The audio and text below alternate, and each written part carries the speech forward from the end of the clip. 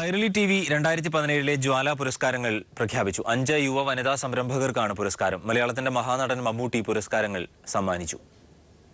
യുവ വനിതാ സംരംഭകർക്കായി കൈരളി ടി.വി ഏർപ്പെടുത്തിയ ജ്വാല 2017 പുരസ്കാരങ്ങൾ കൊച്ചി കുസാറ്റിൽ നടന്ന ചടങ്ങിലാണ് വിതരണം ചെയ്തത്.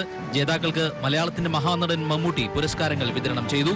കൈത്തറി വിപണന രംഗത്ത് ശ്രദ്ധേയ സാന്നിധ്യമായി മാറിയ അഞ്ജലി ചന്ദ്രൻ സാമൂഹ്യോന്മുഖ യുവ സംരംഭകയായി. ഇംപ്രസ എന്ന പേരിൽ ഓൺലൈൻ വഴിയും കോഴിക്കോട്ടെ സ്ഥാപനം വഴിയും കൈത്തറി വിപണനത്തിന് നൽകിയ പുതിയ മാനങ്ങളാണ് അഞ്ജലി ചന്ദ്രനെ അവാർഡിന് അർഹയാക്കിയത്. കുറേ നെയ്ത്തുകാരിലൂടെയാണ് ഞാൻ ശരിക്കും എൻ്റെ സംരംഭം തുടങ്ങുന്നത്. യഥാർത്ഥത്തിൽ ഈ അവാർഡ് അവർക്കുള്ളതാണ്.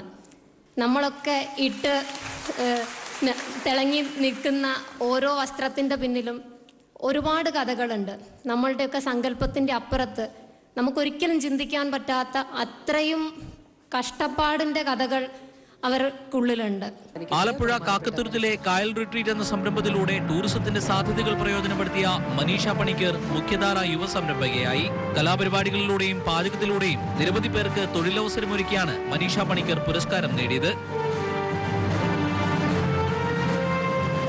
അവിടുത്തെ സ്റ്റാഫ്, തുരുത്തിലെ ആൾക്കാർ തന്നെ നമ്മൾ കൊടുക്കുന്ന ഫുഡ്, നാടൻ ഫുഡ്, നാടൻ കോലുകളി, നാടൻ പാട്ട്. 2 വർഷത്തിൽ നമ്മളിപ്പം നാഷണൽ ജിയോഗ്രാഫിക്കിലെ ബെസ്റ്റ് 24 hours ഓൺ എർത്തിൽ വന്നു.